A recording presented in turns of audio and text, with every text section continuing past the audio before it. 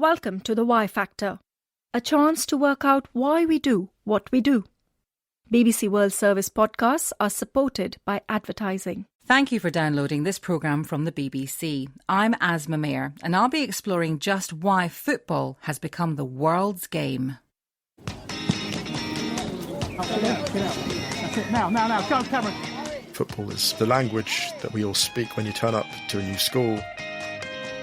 It's the way that you communicate first with people when you go abroad. It's the most beautiful game in the world. This is the BBC World Service. I'm Asma Mayer. With the World Cup underway in Russia, in this edition of the Why Factor, I'm looking at 10 reasons why football has conquered the world. It offers escapism, it offers an opportunity to bond with teammates and to live beautiful moments with your friends, companionship and respect and extreme fire. You might be winning the 90th minute, maybe the 91st. The opposite team wins. It's the thrill that keeps on going. The numbers speak for themselves. Football is the most popular team sport in the world. 260 million people play it, and more than 3 billion will watch the World Cup. But when you can hit a ball with a bat, run with it, or try to slam dunk it into a net, why has kicking it between two posts won out?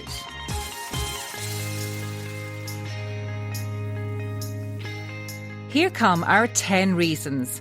Reason 1, anyone can play football, anywhere, with anything that's ball-shaped. My name is Musa Okwonga. I'm a poet, journalist and musician. My grandfather used to coach Uganda national side. It's just always been a way that I've communicated with people, I think, before even exchanging language, I suppose. It's democratic. You can play it anywhere. Basketball, you still need the hoop. You still need a certain flatness of surface. Football, you don't even need a flat surface, or football for that matter. You don't even need proper goalposts. You can just throw down and play anywhere, and I think there's a democracy there. All right, second, boys. The child who's maybe a bit bigger than the rest, maybe feels a bit different, they can go in goal. Alison Rudd is a football writer for the Times newspaper in London. The child who's tinier than the rest will learn how to be tricksy and darting between the opposition. The player who's fast will rely on their pace. The player who's slow will rely on their ability to see an angle or trap the ball or deceive with a feint of a shoulder. When you start out playing, there is room for everybody in a team. Every shape and size of person, every type of character of person. There's a guy called Tony the Train. He was called Tony the Train because he wore an Argentina shirt and thought he was brilliant, but he only ran in a straight line and he never passed the ball. But it was hard to be cross with him because that's who Tony was, and Tony got a lot out of playing in the park every week, doing what he did best.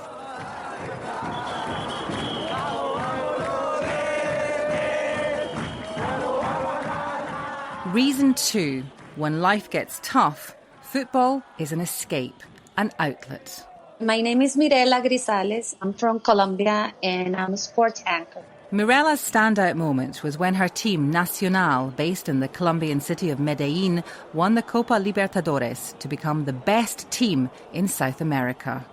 I was just a child, but I never forget. It was going to penalties, the final. So it was like one of the biggest awards that Colombia ever had in the soccer. Oh my God, it was amazing because it was a very sad time in my country, in Colombia. It was a lot of violence. So finally to have an award that was something different, to win a championship for something good that finally Colombia was doing, that was playing soccer. And for the first time, not talking about war, not talking about weapons, not talking about drugs. For the first time, we were talking about sports. That was very relief, and I think everybody in my country can never forget that time. Working class people define themselves through the success or failures of their football clubs. John Williams is a football sociologist at Leicester University. But they don't have the kind of satisfactions perhaps that more middle-class people have in other parts of their lives. They take the game much more seriously. It's one way in which they can experience real collective success. And so they invest emotionally much more in football than maybe people from different class backgrounds do. And I think that's one of the reasons why people feel so deeply about football, but much less deeply about a sport like rugby union. In a city like Liverpool, when Liverpool was going through a very bad time economically in the 1980s, the success of the football club produced a very positive identity for local people in very difficult circumstances. And I think that happens in South America, that happens in Africa, it happens all over the world. I think in countries where there is hardship, particularly, or political unrest, and doubts about the future, the one constant is your national football team. They can be all the things your representatives are not. Life can be quite dull, but if you've got a football team to look forward to watching them play, that makes life more bearable.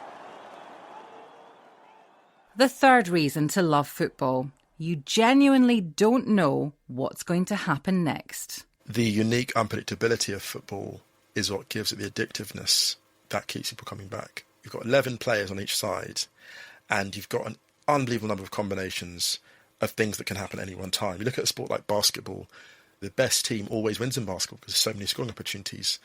But football, I think, is interesting because you have only really one way to score. It's not like rugby, we've got a drop goal, you've got to try, whatever. There's only really one way to score, get it in the net. And that combination of all these players trying for 90 minutes to score one goal means that you do get unfair results. You do get results where the best team loses and goes home. And I think that sense of unfairness most closely mimics life. It's a game where anything can happen for the team, and sometimes for the individual player. My name is Hajra Khan, and I'm the captain of Pakistan national women's football team. I've been playing football for Pakistan since 2010. Can you tell me the best goal you ever scored? Can you describe it to me? We were just at this training session, and I have my right wing cross the ball to me, and I score on my goalkeeper with a back heel volley, right? And, the goalkeeper's like, oh, stop showing off.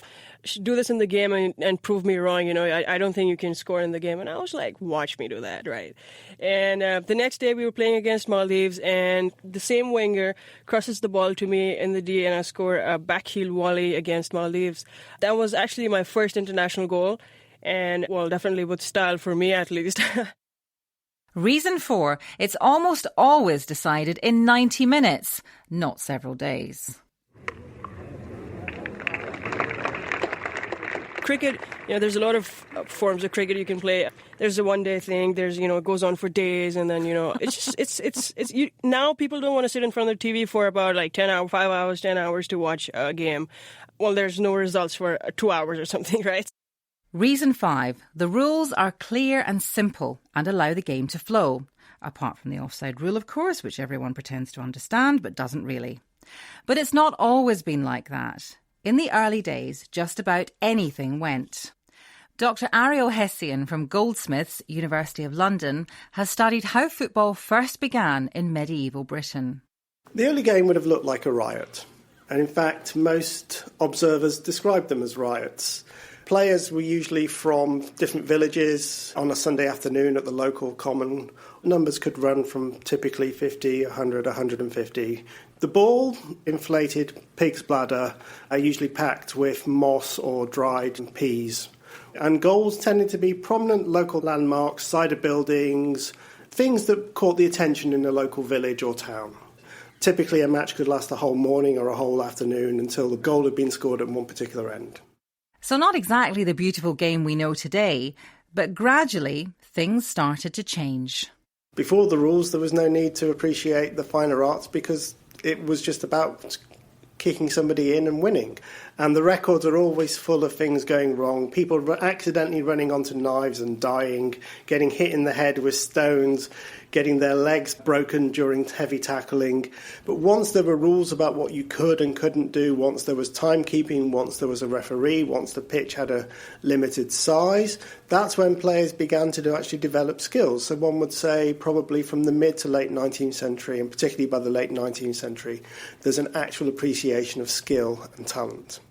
Well, that was all down to a man called Ebenezer Cobb Morley. People would do anything to win, including attaching nails, big nails to the front of their boots. And in response to that, players would stuff straw down their trousers, which is a precursor to shin pads, I think.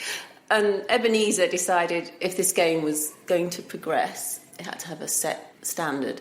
So he devised the basics of football, which is roughly the size of pitch we have now, and 11 players with one goalkeeper who can pick up the ball. Because people who love the game are always trying to make sure that it's about the ability to express. And if you express but get a nail in your kneecap, you're not going to do very well the next time you play. Reason 6. Football becomes more important than where you're from or what your name is. It's an extension of your identity. It tells you something about the kind of person you are and the way in which you might achieve something in the world that you really can't do through your work or through your home life or in other ways. Football can do that. It can bring families together. It famously allows fathers to talk to their sons where they might not normally. Just a very useful tool for stopping people having heart attacks because they were so emotionally inept. It allowed them to feel emotion and express it. Sometimes, you know, you will ask about someone in the corner and the first thing someone will say about them is, oh, he's a Spurs fan or she's a Spurs fan. It's the thing that is their identifying characteristic, not, oh, well, they work in the supermarket down the road. That's not so interesting, is it? But the fact that they love their club, that is interesting about them. And it's sort of, once you know that, you can make assumptions about them as well. You know they're going to be dedicated and probably spend all their money on their football team.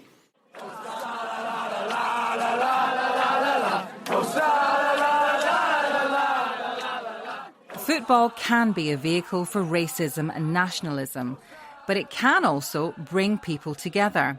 Who would have thought that a group of non-Muslim football fans would chant that they wanted to be Muslim, just like their Liverpool hero, Mo Salah?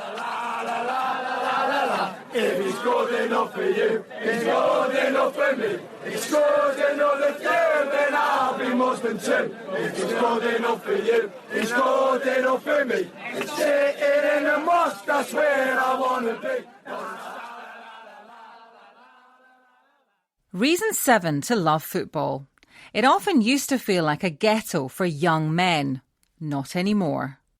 I never played soccer because soccer before used to seem like a very male sport. So normally girls would never play. In that time in my country, girls never played soccer because it was too rude, you know, and it was weird to see a woman play. But now it's different. You see girls playing. Before, you see all the guys all together watching the games. Now, you see women and men watching a game. I like to see that now. Hajra Khan hopes the next generation of girls in Pakistan will also take up football, but she warns there are a few two-footed tackles to deal with. There's a lot of academies, there's a lot of young girls starting playing football. There's a lot of talent, a lot of skillful young girls who would get into it, but unfortunately the system is such at the moment that they're not getting direction or, you know, a solid platform to show their skill. My club, we've trained at cricket pitches because when we'd hire football pitches and if a men's team kind of wanted it at the same time, they were given more preference, they were given more attention over the girls playing football because, you know, well, it's more important for men to play football.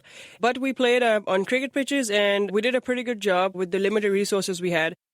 The Chinese government is investing very, very heavily in the development and promotion of women's football. Simon Chadwick is Professor of Sports Enterprise at Salford University in the northwest of England. In fact, in schools, all Chinese girls in schools are expected to play football just as Chinese boys are. And so I think certainly in the short to medium term, I'm very optimistic about how the women's game will grow and develop. The club that stands out in my mind, and I guess I would say this, wouldn't I, because I'm in Manchester, is Manchester City. So I've come to the Etihad campus to the south of Manchester, and the reason it's called a campus is because it is massive. It's huge. On one side I can see the Etihad Stadium, and on the other I can see the Academy Stadium. Really impressive facilities, pristine, immaculate. Gives you an idea of the kind of money that is flooded into the game. We're in the stands overlooking the ground, and with me is Omar Barada. He is the Chief Operating Officer here at Manchester City. What is the position of women's football at the club? It's equally as important as the men's football. We think that we can help grow women's football in the UK and Europe and around the world. Within our group, we have two very successful teams. Our women's team here in Manchester, but our team in Melbourne as well, has been hugely successful on the pitch.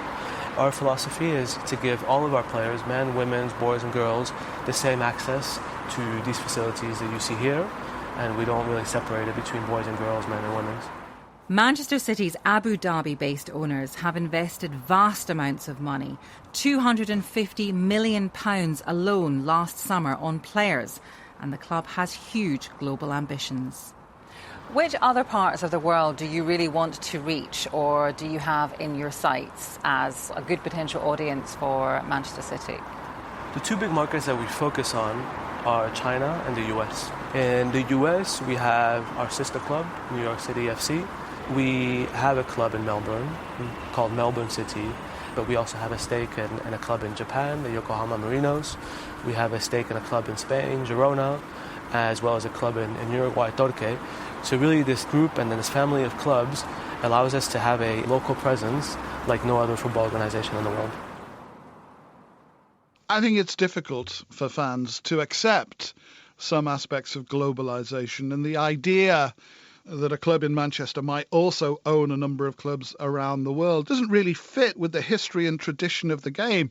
I guess Man City fans would hope that owning other smaller clubs perhaps would benefit the larger club, the host club, in the future.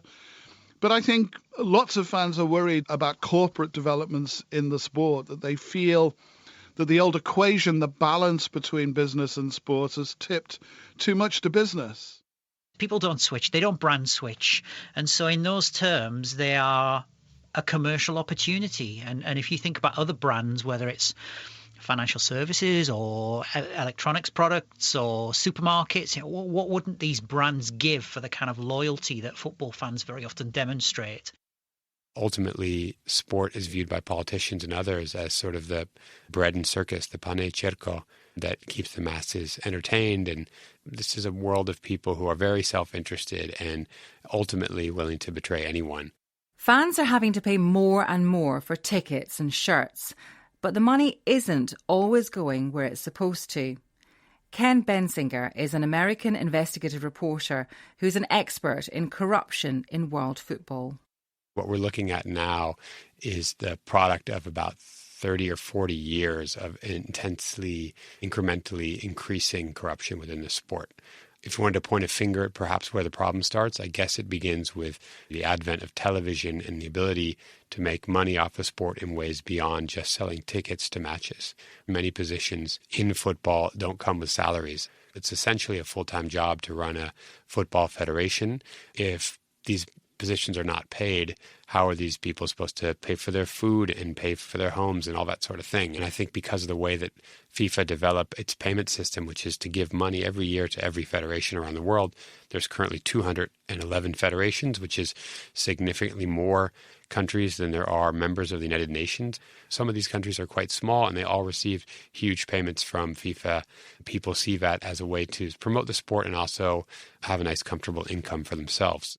I always find football mystifying, and that's why I'm an academic who focuses on football, I think, because there seems to be this common consensus that football has problems, and this ranges from match fixing and corruption and illegal betting right through to obscene transfer fees and salaries, issues around the conduct of players. It's almost as though the list is endless.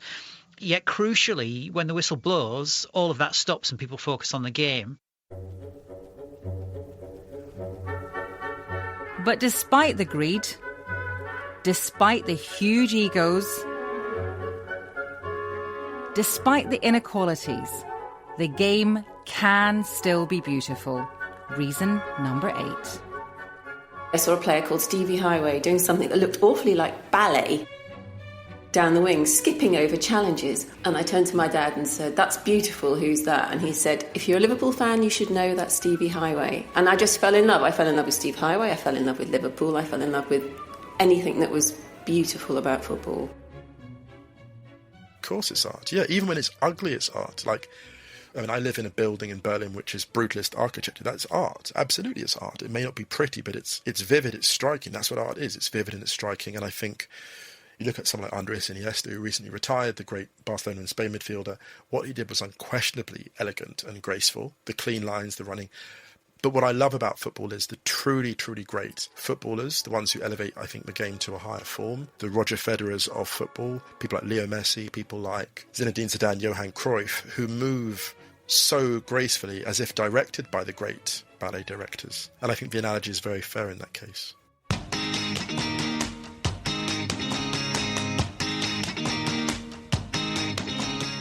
Reason 9. Sometimes the smallest can beat the biggest. Any little country can become really famous and well known just playing soccer. Remember, Costa Rica and Brazil 2014 was the first time in their life they were going, in history, they were going to the World Cup. This year, Panama, fourth time they're going to the World Cup. So there's this little country that probably many people even haven't heard about them, and they're small and they don't have competitive leagues, but they have players and they have the passion. What you've got with your football team is everything that's beautiful about your country. It represents you. And you know if they do well, they'll be famous around the world. So when people talk about a Panamanian or an Iranian player, you feel a little bit of the reflected glory if you're the fan. Yeah, they're mine. Reason 10. The joy when you grab the winner. We won the league by a point and I scored the winning goal. The euphoria. There was a moment like everything, it wasn't like a blackout, everything in my mind just went absolutely white. And I was like, my goodness, I've scored the goal. Like, this is it. And I turned around back to the halfway line to my teammates, and my friend ran towards me and like lifted off her feet and basically winded me. You know, the euphoria on my friends' faces to have brought them that happiness is something I'll just never forget. I'm Asma Mir, Celtic fan since 1994, and you've been listening to The Y Factor. The producer was Fulham fan Bob Howard. Our editor is the Leicester City fanatic Andrew Smith. You can hear this programme and other Y Factors relating to long-distance sports fans, the science of pleasure and nationality on the website. You can now watch Y Factor videos, so you can see the restaurant in Gaza that remains open despite bombings, or see how gangs recruit new members. Head to bbcworldservice.com/Y Factor. And we'd love to hear your views and suggestions for future topics. You can reach us at yfactor@bbc.com.